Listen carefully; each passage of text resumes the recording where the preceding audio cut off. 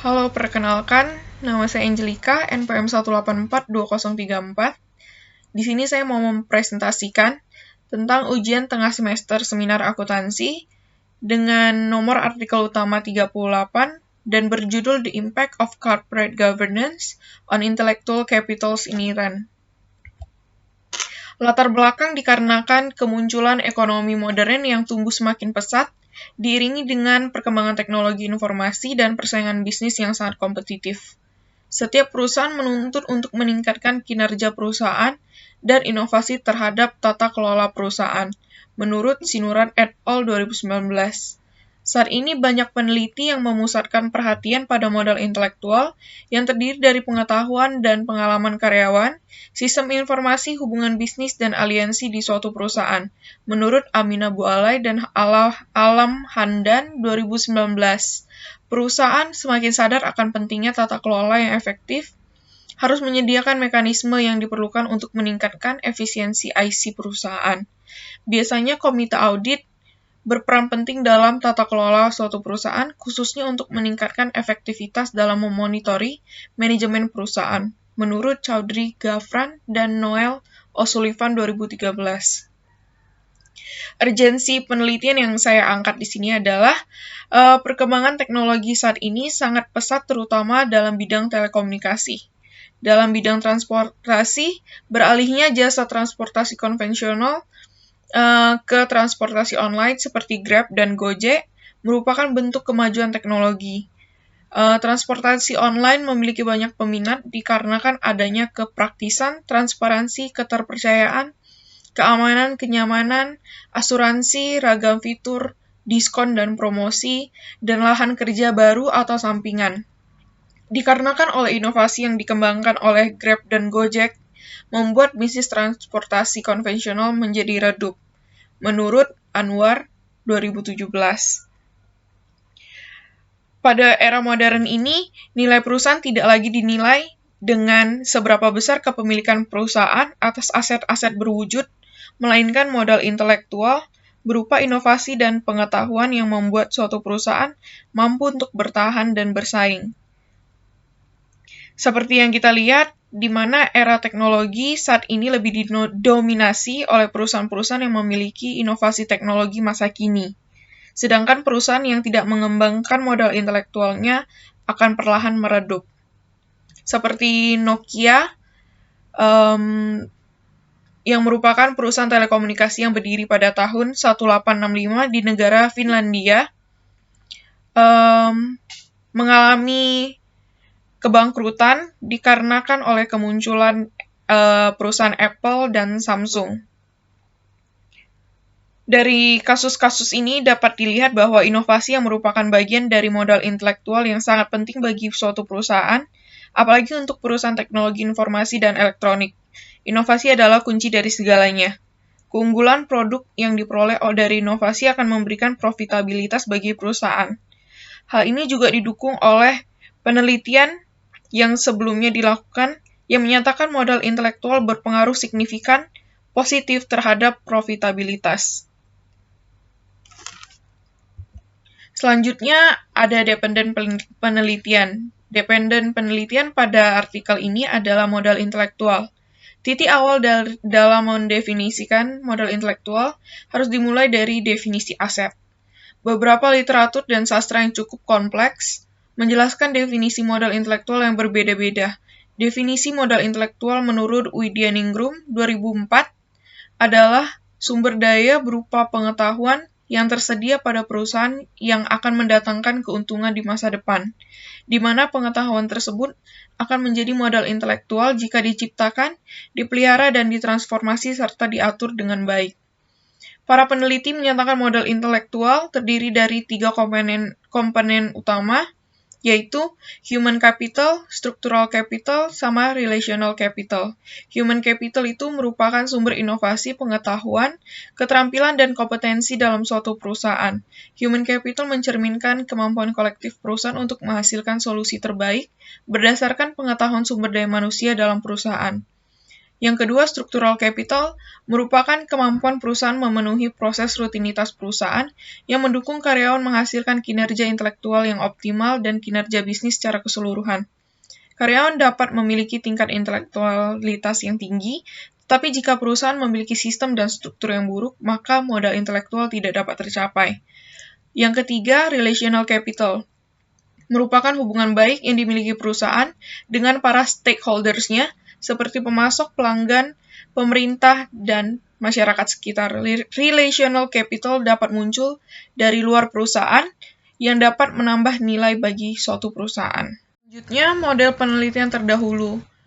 Ada Misari M. Alfrai, 2018, melakukan penelitian mengenali modal intelektual. Variabel yang digunakan, board size, external directors, CEO duality, blockholder ownership, dan government ownership. Sampel yang digunakan untuk mendukung penelitian ini yaitu perusahaan yang terdaftar di Bursa Efek Kuwait. Hasil penelitian menunjukkan hubungan signifikan positif antara board size, external directors, dan blockholder ownerships. Government ownerships memiliki hubungan non-signifikan positif terhadap IC, sedangkan CEO duality memiliki hubungan non-signifikan negatif terhadap IC. Ukuran perusahaan, leverage, dan performa perusahaan yang merupakan kontrol variabel memiliki hubungan signifikan positif terhadap modal intelektual. Yang kedua, ada penelitian dari Fatma Nuriziah dan Denny Darmawati, 2014, melakukan penelitian terhadap modal intelektual juga. Sampel yang digunakan yaitu perusahaan manufaktur yang terdaftar di Bursa Efek Indonesia tahun 2013. Hasil penelitian menunjukkan bahwa corporate governance berpengaruh positif terhadap modal intelektual, sedangkan kepemilikan manajerial dan kepemilikan institusional tidak berpengaruh terhadap modal intelektual.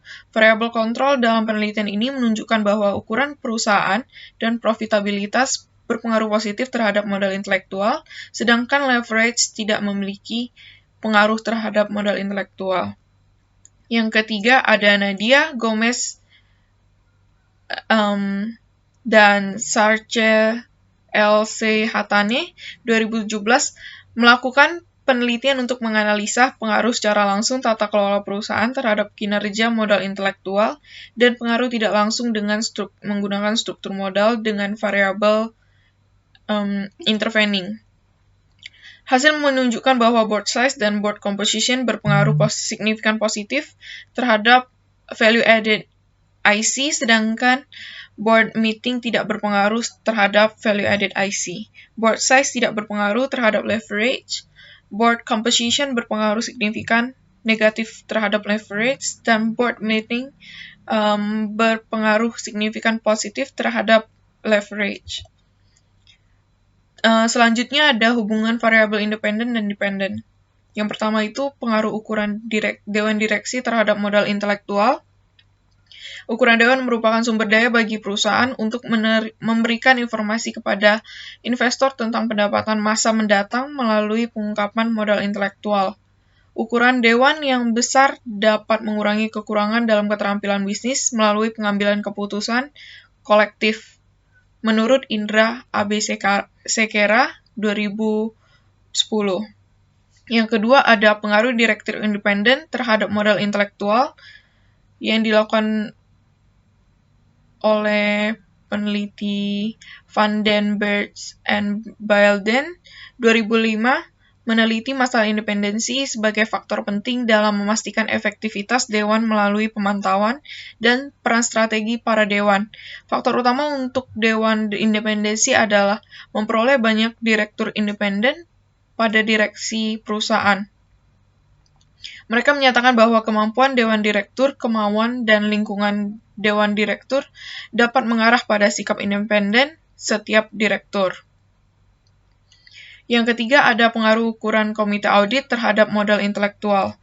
Komite audit memiliki tanggung jawab dalam pelaksanaan pengendalian intern, manajemen risiko, kepatuhan terhadap ketentuan hukum, kebijakan akuntansi, dan pengungkapan laporan keuangan secara transparan dan kepatuhan terhadap mekanisme tata kelola perusahaan. Bapepam mengeluarkan peraturan bahwa perusahaan yang telah go public harus memiliki komite audit tersendiri. menurut penelitian dari Ayu dan Septiani 2018. Yang keempat ada pengaruh komite audit ahli keuangan terhadap modal intelektual. Seseorang komite audit ahli keuangan dapat didefinisikan sebagai orang yang mempunyai pemahaman tentang prinsip akuntansi dan laporan keuangan yang berlaku, memiliki kemampuan untuk menilai prinsip-prinsip akuntansi sehubungan dengan estimasi, akrual, dan cadangan, berpengalaman dan menyiapkan dan mengaudit, menganalisis dan mengevaluasi laporan keuangan yang kompleks, memahami tentang pengendalian internal dan prosedur pelaporan keuangan, dan memahami tentang fungsi komite audit, menurut Troutman 2012. Pengaruh komite audit yang kelima, pengaruh komite audit independen terhadap modal intelektual. Pengertian komite audit independen menurut International Standards for the Professional Practice of Internal Auditing adalah seseorang dikatakan independen jika terbebas dari kondisi yang mengancamnya untuk melaksanakan tugas dengan tanggung jawab yang tidak benar, menurut Kosasi dan Widayati 2013. Dari kelima hubungan variabel independen dan dependen tersebut juga dilampirkan penelitian yang berhubungan signifikan positif ataupun negatif atau bahkan tidak memiliki hubungan. Terakhir, ini adalah model dan hipotesis penelitian. Variabel independen dari penelitian ini adalah ukuran dewan direksi, direktur independen, komite audit ahli keuangan, komite audit independen, dan ukuran komite audit. Variabel dependen pada hipotesis penelitian ini adalah intellectual capital yang mempunyai komponen communicative capital, human capital, structural capital, dan added value IC. Dan di penelitian ini juga memiliki variabel kontrol, yaitu ukuran perusahaan, financial leverage, dan profitability, return on investment. Yang terakhir, hipotesis. Hipotesis pertama ada ukuran dewan tidak berpengaruh signifikan terhadap modal intelektual. Hipotesis kedua, independensi dewan berpengaruh signifikan positif terhadap modal intelektual. Hipotesis ketiga, komite audit ahli keuangan berpengaruh signifikan negatif terhadap modal intelektual. Hipotesis keempat, independensi komite audit berpengaruh signifikan positif terhadap modal intelektual. Hipotesis kelima, ukuran komite audit berpengaruh signifikan negatif terhadap modal intelektual. Sekian presentasi dari saya, terima kasih.